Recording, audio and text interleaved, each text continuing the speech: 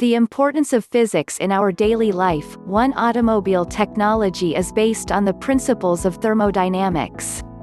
2. Nuclear energy is used on a large scale to produce electric power.